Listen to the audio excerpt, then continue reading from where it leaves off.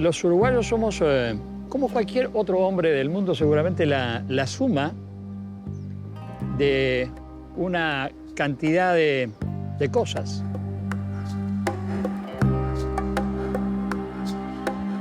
Desde hace mucho nos identifican, entre otras frases, con una que dice que aquí en Uruguay, naides es más que naides. O tal vez sea la expresión de un deseo.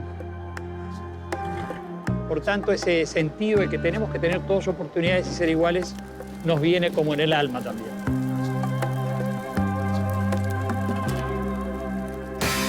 I took a walk through this beautiful world.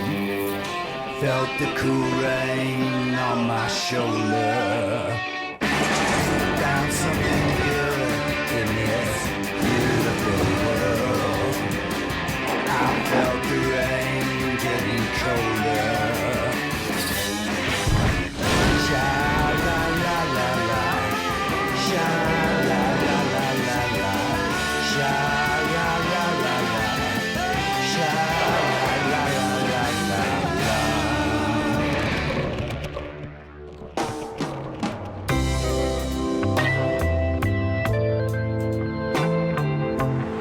I've been here before. This coastline. This city. I was looking for something then.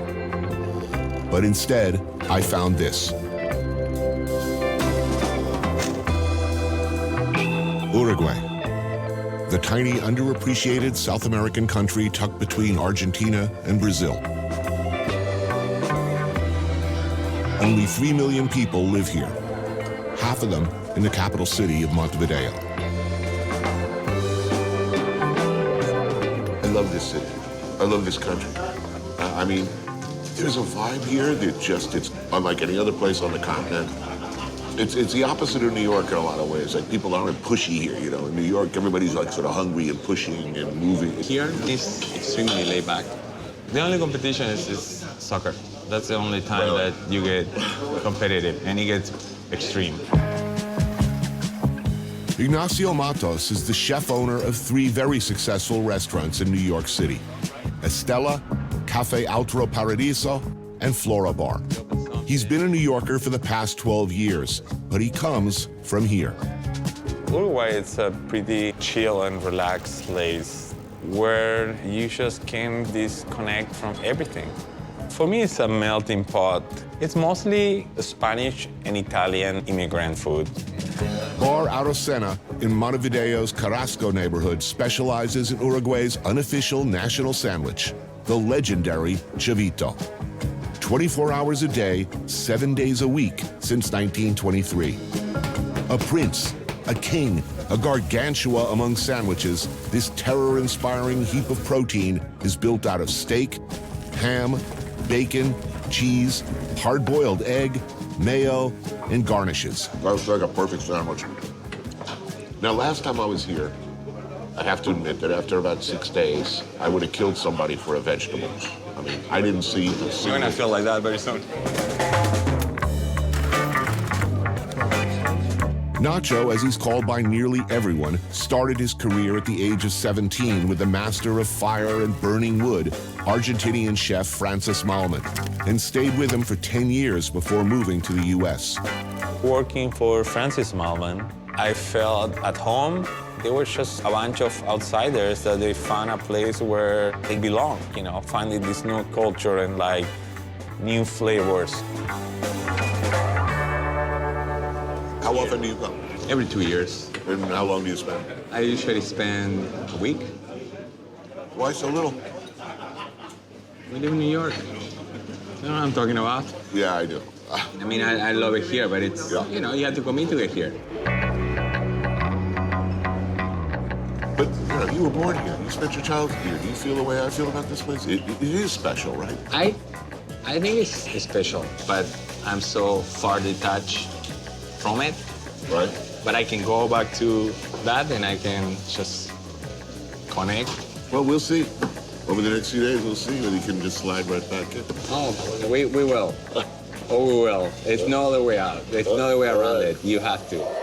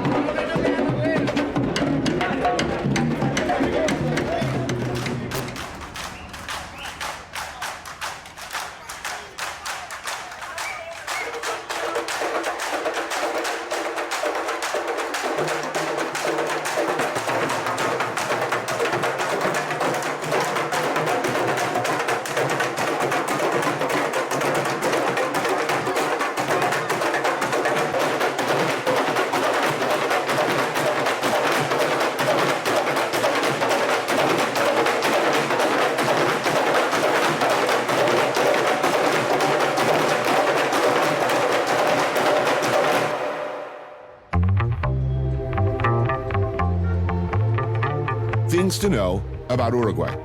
It's progressive. Weed is legal. Abortions are easily accessible. Gay marriage, universal health care, free education, including college. And democracy is no joke here. 96% of eligible Uruguayans voted in the last election. Compare that to barely 60% here in the US. There's something really special about this place. You like it? It's really one of my favorite countries. It's really Amazing. Many Uruguayans could say that it is the worst place of the... A lot of it, that's weird. Some of the Uruguayans I've spoken to are very ambivalent about the country. I like it, but, you know. And this I don't really understand. I meet Karina Novarese, a journalist and editor with the newspaper El Observador at Escaramuza Cafe and Bookstore. I think this thing that Uruguayan has that is kind of pessimistic and is always sometimes complains too much about what we have comes from before, 1930s, 40s. And after the Second World War, the Switzerland of the Americas, as they used to call us. There are few reminders of colonial days in Montevideo, but plenty of evidence that this is the chief city of a dynamic and progressive country. It was a pretty cool society. Healthcare was free, cradle to grave, education Also free. a very big medium class. That is very important for Uruguay. Right. That began to change after the 60s and 70s. One could say that the prospect of socialist or, God forbid, communist movements in Latin America in the 60s was an area of great concern for the U.S. and its more authoritarian-leaning allies in the region. So the emergence of the radical national liberation movement, known as the Tupamaros, was cause for alarm at the CIA. A lot of things happened in the 60s in the context of Latin America. A lot of students, young people were very active in politics. They weren't the low classes, as you could say. Right. They weren't the poor people who were doing These are this. middle-class kids and highly radicalized. Yeah. At the beginning, I think they really thought they could change the system. With covert and overt support by our country, a state of emergency was declared, and a right-wing dictatorship grabbed hold of the instruments of power, launching a period of repression that lasted from 1973 until 1985. Supported and often guided by CIA officers, trained in what we call these days enhanced interrogation methods, some of the most brutal bastards in the ugliest military juntas on earth crushed minds and bodies in cells across Latin America. What kind of people were finding themselves swept up? Especially teachers, professors from university. Troublesome intellectuals. Sometimes lawyers or... Something like 3 to 5% of the entire population had gone through the prison system. I mean, we're not talking about incarceration. We're talking about No. they were tortured and then kept inside a prison system that was specifically designed to pretty much destroy them. In the mid-1980s, the people of Uruguay had had enough. Massive demonstrations and strikes finally forced the government to hold elections, and the military was swept from power. We're now a democratic country since 1984. And how's it going? I think it's going well. We have troubles. We are in Latin America. We like to believe that we are a European country. We are not. But are you optimistic? I am. I don't see like a huge crisis coming. But also, when they came, you never realized before, too.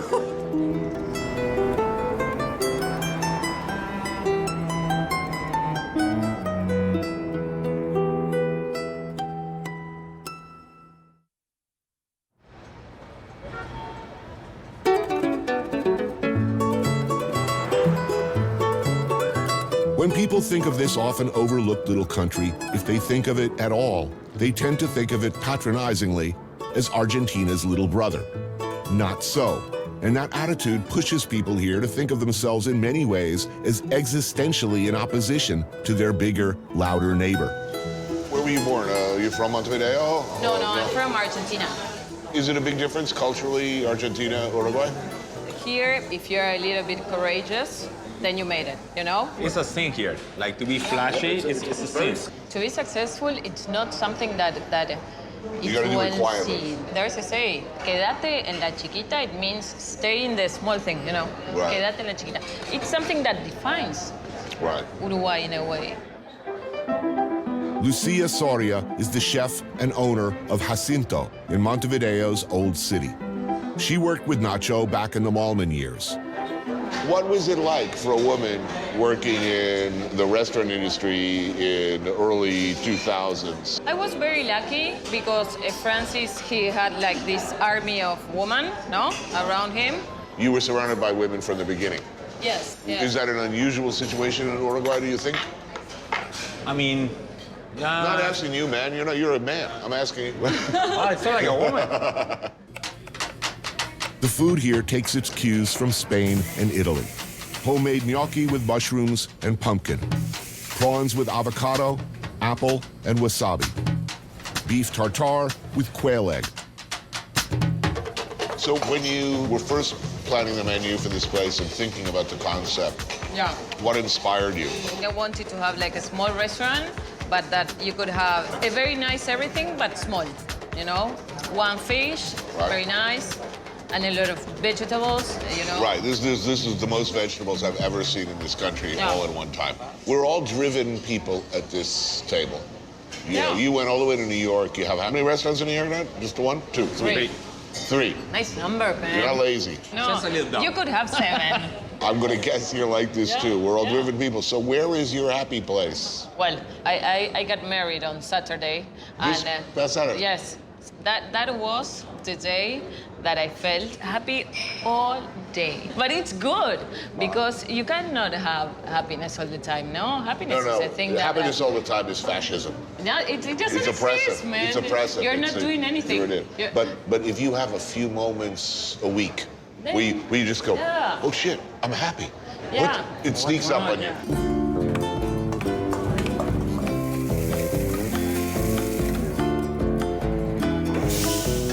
Which is more satisfying, eating a good meal Yeah. or cooking a good meal for somebody you really care about? I think eating. I actually enjoy both, but I don't want to hear anything. I don't want you to talk to me. I just want to see your expression, like seeing you're connecting without having to have a dialogue about it. I'm not sure. Cooking for customers, that's a different experience. Making an omelet for someone, In the morning, after, just saying, yeah. it's really the best. The guy that I married, I was with him for the first time.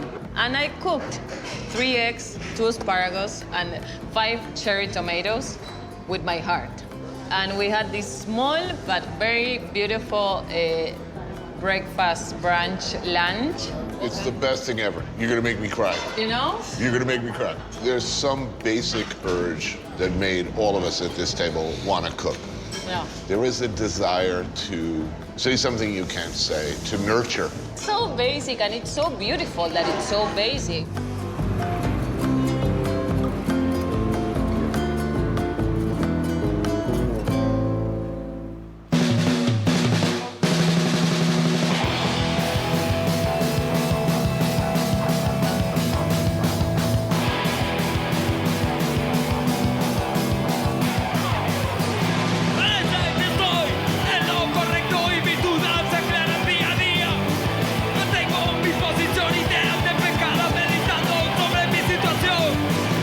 Hablan por la Espalda got together in 1996 when they were all just teenagers. They were considered pioneers of the DIY hardcore movement here. 2 decades on, they're still one of the country's most popular bands, and they recently opened for Iggy Pop.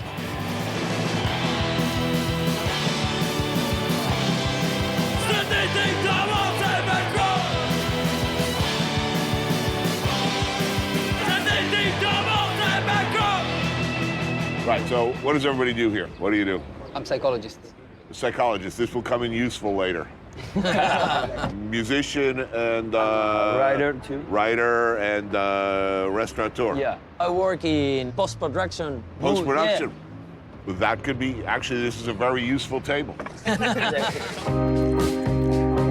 Fermin, the lead singer and songwriter, grew up with Nacho. Tuca and Valentin play guitar.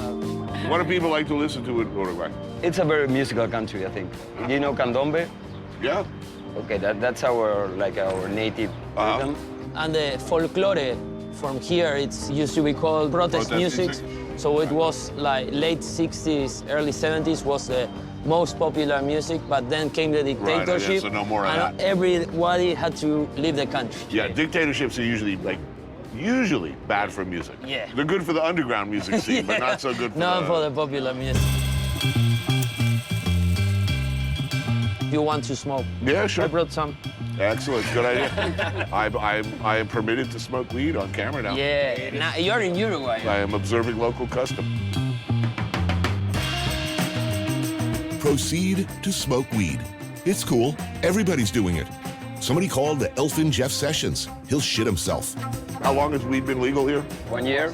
1 A year, year? yeah. Awesome. But here, like, you could smoke in the street for always. Do you have dispensaries? Do you have stores you Yeah, can go into? That's the problem here now. The pharmacies cannot sell because The international banks Right. don't want to accept drug money. So if I were to open a marijuana hydroponic farm, You can have your club.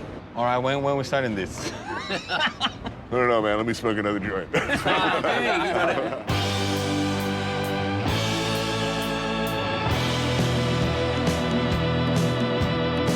La casa se prendió fuego, las paredes ardieron, el fantasma de nuestro amor me visitó en los sueños. What to do next? Pizza and beers, yo, at Bar Las Flores. So here's an interesting question. What is the national pathology of Uruguay? This is the envy from... Envy. Yes, Uruguayan are very envy. You always envy, like, I cannot envy a very big guitar player. I cannot envy Paco de Lucia. I will envy this kind of guitarist plays almost like me, just a little better. Just a little Just a little better. Yeah, the envy is between brothers. Right. Is this a destructive envy? Do Uruguayans want other Uruguayans to succeed? As long as they're far enough. Yeah. Not my neighborhood. Not in my neighborhood. This is an honest man. I really like I you. love this Uruguay. He's in Mexico. It's great. I feel like I'm talking to myself.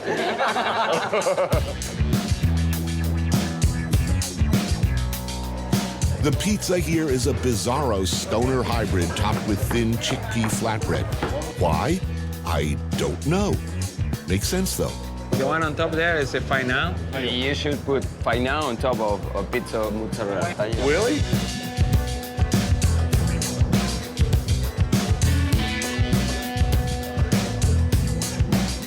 We call this pizza no cheese. Yeah. He's a vegan, so he's... Really? I don't know if I can work with you. 22 years of vegan. Vegan. Yes, in Uruguay. Wow, that is a revolutionary position. They used to be vegan too. Yeah. You're such an asshole. He used to be a very vegan militant. So what did you eat? Pizza. Yeah, but no Pizza. cheese. Yes. Yeah. And this is on health grounds, or you hate to hurt animals? I don't know. Okay, if you had to kill Fred Durst or a cow, Oh, or a cow. Fred. Look, this one, Iggy Pop or a cow? I like Iggy Pop, but I will have to kill him. I saw him live. Oh, no. I just saw him live. You're a monster. You were not my therapist.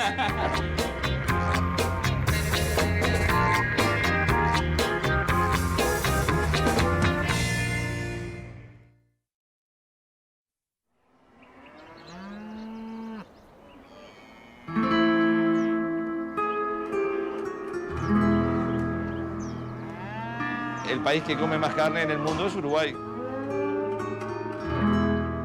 cuando los españoles desembarcaron en Uruguay, que dejaron 7.000 cabezas de ganado y a los 10 años se multiplicó en 70.000.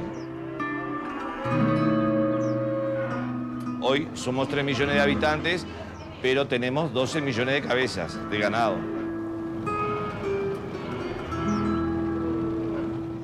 Ya decidimos que era un país carnicero y íbamos a comer carne.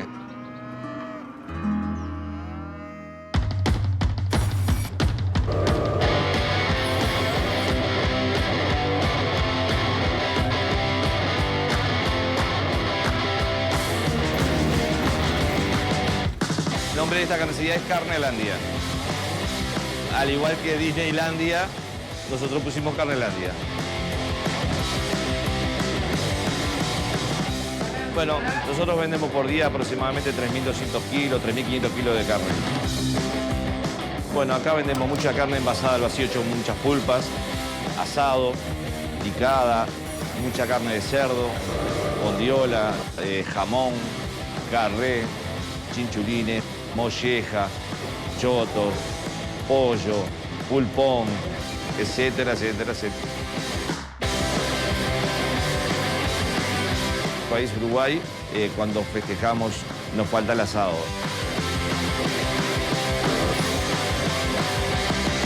All right, meat. I want meat. This is the place. Yes, yes, I do. This must be the place. His friends say Marcelo Quiben looks German, hence the name of his small neighborhood restaurant, Parrilla El Alemán. The beating heart of the place is, of course, the parrilla, a grill where dripping meats of many kinds are slowly cooked over glowing wood coals. Why is this an Uruguayan thing? Why here? I mean, I know you're a cattle country. I think the first settlers, when they came in, they realized it was nothing else but raising cattle, and they let it grow wild, and they overpopulated. And, you know, gauchos, they would roam the land, and they would kill it on the spot and actually cook it right there on the spot. They actually, like, a lot of times with the skin on. Really? Morcilla, or blood sausage. Now, this is what it's all about for me, man. Every great culture does this. It's moist. I love it. Right when you kill it, it's pretty amazing. Look, when they kill me, that's the way I want to go. You know, keep the heart beating, pump the blood into the bucket, let the village women come and make sausage. Then chorizo and steak, gotta have that. In this case, ribeye. You should spend more time in this country. Yeah, I don't know. I've been gone for 17, 18 years. Yeah. It feels kind of like the same. That's the magic about this place. It's like, it feels like traveling into the past. I don't see Starbucks on every corner. I don't see McDonald's. It's sort of unspoiled, right? This is pretty awesome. I mean, am I missing something? Is there something that really sucks about this country that I'm not seeing? I think the society is like very patriarchal. And it has a lot of colonial tradition that overshadows. Yeah, but compared to what? Compared to who? Who's doing really great in that department? Denmark? It's like the happiest country on earth. I hate happy. I mean, you want to be surrounded by happy people? Do you notice how melancholic this place it is? And nostalgic? It's like you walk on the street and you just like feel it. It's like the melancholy, it's... I like that.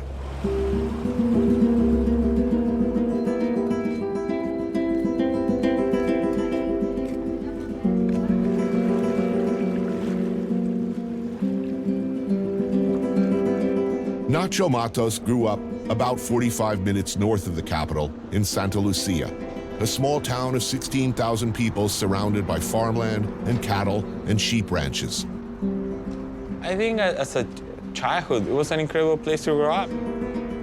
You know, like escaping and going fishing on the river, and it's pretty safe, you know, like the doors were always open. But I didn't feel like I fitted at all.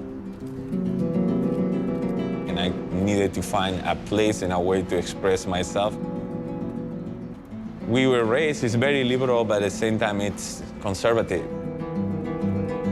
As a teenager, it was kind of like everything the same. It just didn't feel that interesting. And yeah, it wasn't fun as a teenager. His family owned a dairy farm just outside of town. Nacho's mother, Gloria, runs the farm along with his brother, Leandro. Nacho's sister, Rocio, lives in Montevideo but comes home often for family meals like this. What's the name of this town? You grew up here? This Santa house? Lucia, yeah. You grew up in this house? Yes, for the most part, yeah. It's beautiful. Why would you ever leave this place? It's fantastic. He never liked this place. No. No, never. I felt like he had like anger of being on such a small town.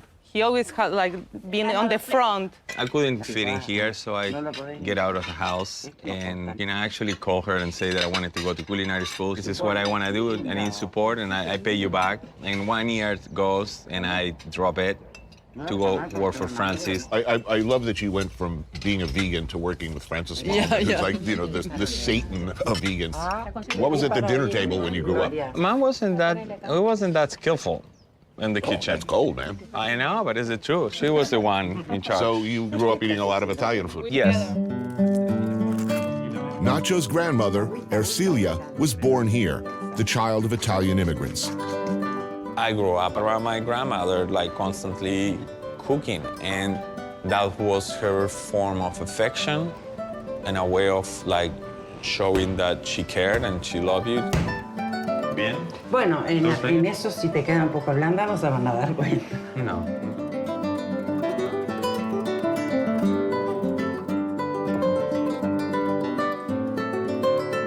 Her tuco, her version of Sunday gravy, is made from pancetta, cured pork ribs, and hunks of beef simmered for hours.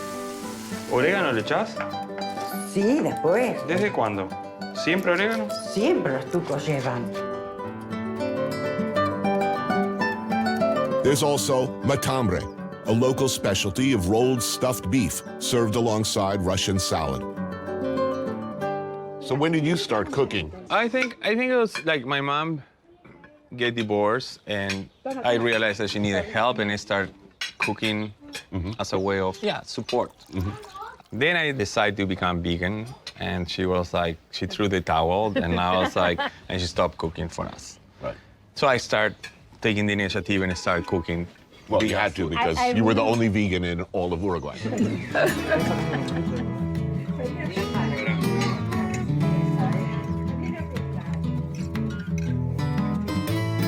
How often does he come back?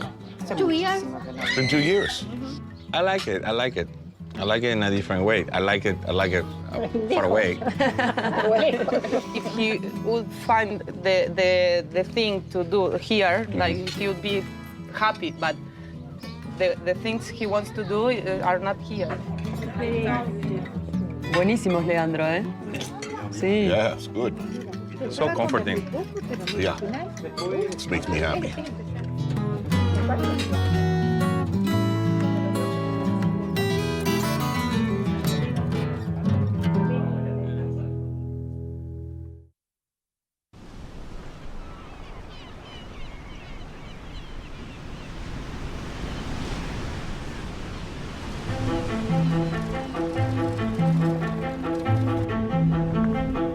Bueno, cuando salimos en kayak depende de los días, los vientos como estén, se pesca mucho por el viento acá. Los vientos del este entran pescado para Cosa Ignacio. No había registro de pescadores en kayak acá en Uruguay y bueno, tratamos de inventar y de buscar una estrategia para hacer esto y bueno, poco a poco lo hemos ido mejorando.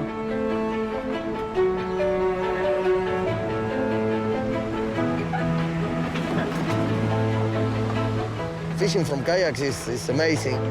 First of all, it's easy, really easy. You don't need any motor, nothing. You just bring the kayak to the shore and paddle in.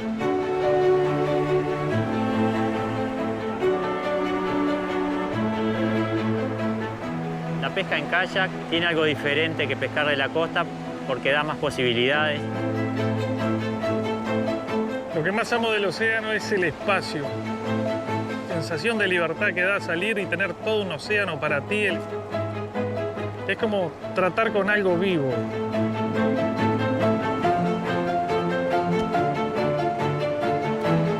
Este es uno de los mejores lugares de pesca. Es la mejor geografía que conozco. He viajado por el mundo y la verdad que cada día que vengo acá me enamoro de este lugar.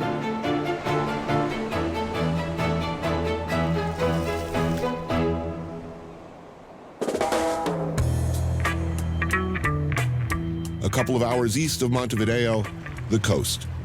And the seaside towns of high-gloss, big-money Punta del Este, and the slightly more laid-back Jose Ignacio, once a sleepy fishing village and now a Hamptonian vacation hotspot for the moneyed class from all over the world.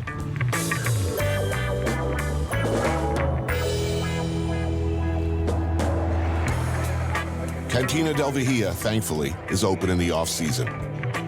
Diego Robino is a film producer and occasional fisherman, and Claude Dimet is a chef and owner of a posada in Jose Ignacio. So what town is this? Where am I? This is Maldonado. Maldonado. And this is like the capital of all these fancy beach towns, but this is where the working class people live. Most people live all the year. Cantina's chef-owner is Federico De Seno. Like Nacho, another Francis Malman veteran. Diego brought some fish he caught today. We got empanadas with corn and shredded slow-cooked beef. Oh, nice. Love it. Oh, I'm liking this meal already. There's goat cheese and spinach croquettes. Nice. Wow, look at that. This is the catch of the day. Beautiful.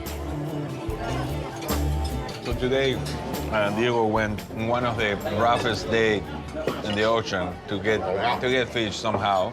Talking about like hard work. I mean, the kitchen is hard, but like fishermen. No, the fact that you are alone in the middle of the ocean with all this testosterone around you. That's why we play soccer.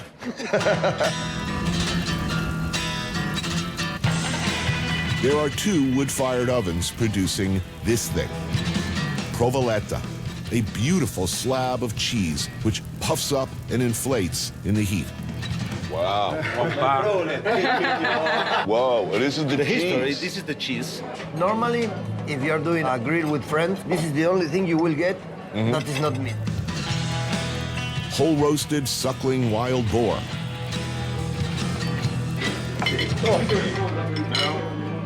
Wow, that's spectacular. And whole roasted fish.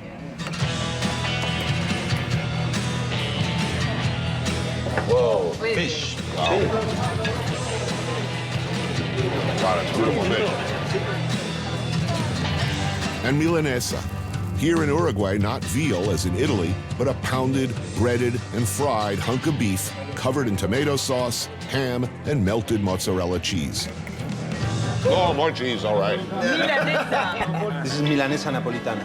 Right. And it's a typical dish, and the people here eat a lot of milanesa. We grew up with this. All the people. Holy moly. Yeah, you know this is good cold, too, right? First thing in the morning? Cold? It's great. You have an instinctive sense in this country what people need.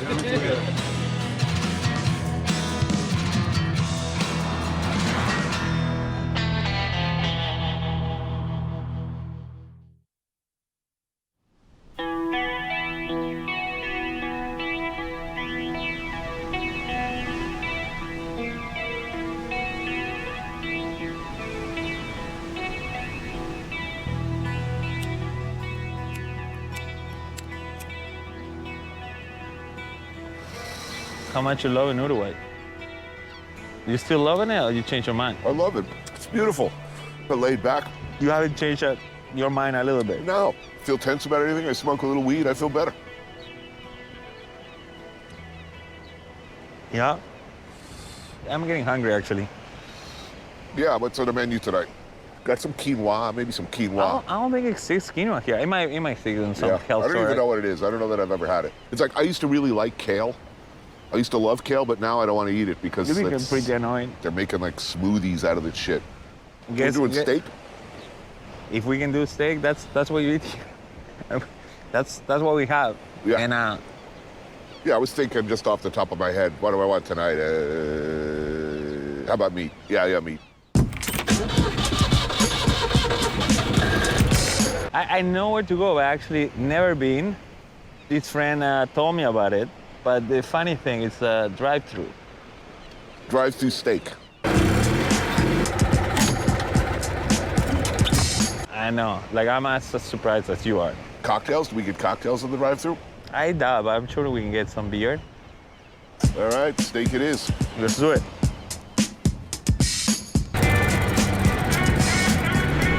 Diego wants you to know that his other car is a Ferrari. front there.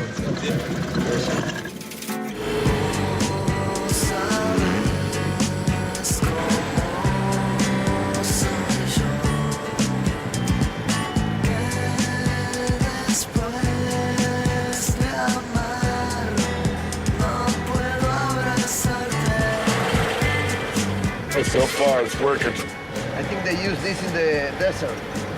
Yeah, they're pretty common here, right? Like on the beach. Not good for winter. No.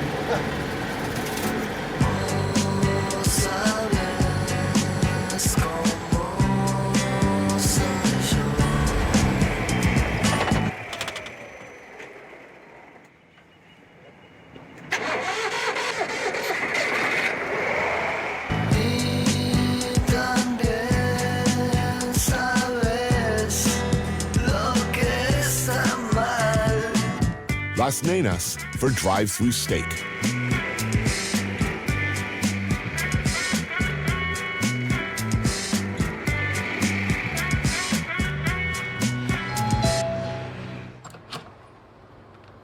Hola, las nenas, buenas tardes. Hola, ¿qué tal? ¿Cómo estás? ¿Te puedo pedir un pedido de que sean 2 entrañas, un ojo de bife? Bárbaro. ¿A qué punto? Jugosa. Jugosa toda. Y unas papas y una morcilla. Y para ver, ¿beer o...? Cerveza. Ya, beer. Bárbaro. En la siguiente ventanilla le cobramos. Ok, gracias. Gracias a vos.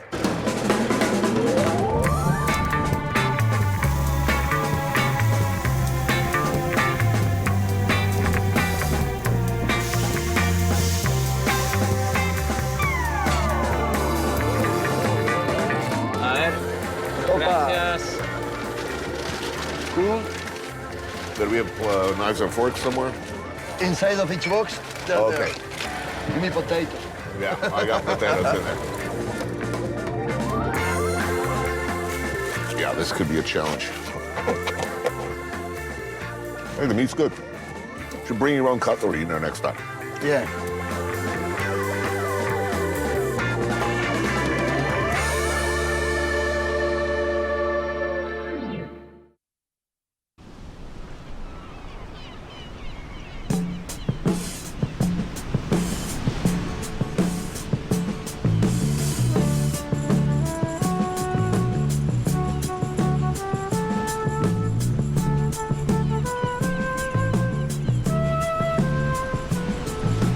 La Caracola is a party space on a strip of sand about 10 minutes outside of Jose Ignacio. The ocean on one side, a lagoon on the other. During the high season, it's a regular hangout for over-the-top asados. Today, Nacho is supervising a meal for a bunch of friends.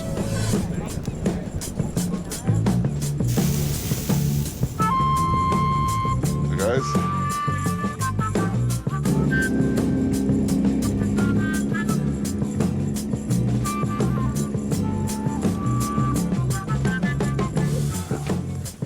What's going on in here? Oh. Hey, how's it going? Good. So this is Martin. Hey, how are you? How are you? Martin Pitaluga is the co-owner of La Huella, a restaurant in town that also serves as the mothership for this place. Right? Man, what a spot. You look at this. The weather is good? The weather is difficult, but it's beautiful. You stay the whole day. You know, you arrive at 2 o'clock and you leave at 9. Nice. So, Jefe, what's cooking?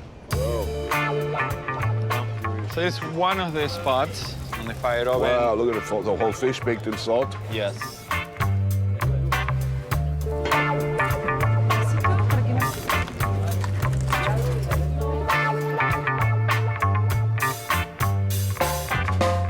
Some cold ribeyes, flats. Ribeyes, wow. Some suckling pig. So some snack. That's no snack, man. That's a meal right there. Wow.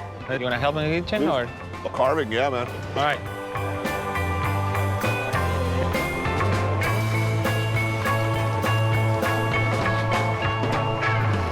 Everybody's here. Fermin, the guys from the band, Lucia, Federico, Diego, and it's time to eat. Oh, yeah. Come on. It's perfect, right? Nice. So how long has this place been here? Like about 12 years. Started as like a shack or a house or a... It used to be a little house in the beach with a bar. You're not allowed to build here anymore, so we bought all this land, and that's the only thing we can do.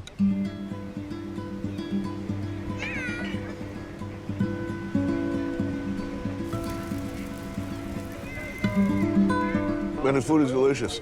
Yeah.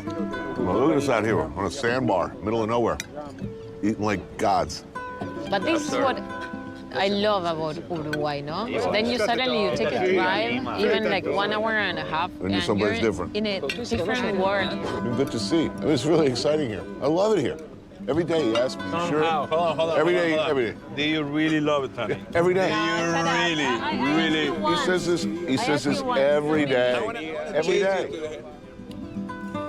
Me parece que el Uruguay y los uruguayos todavía tenemos tamaño humano.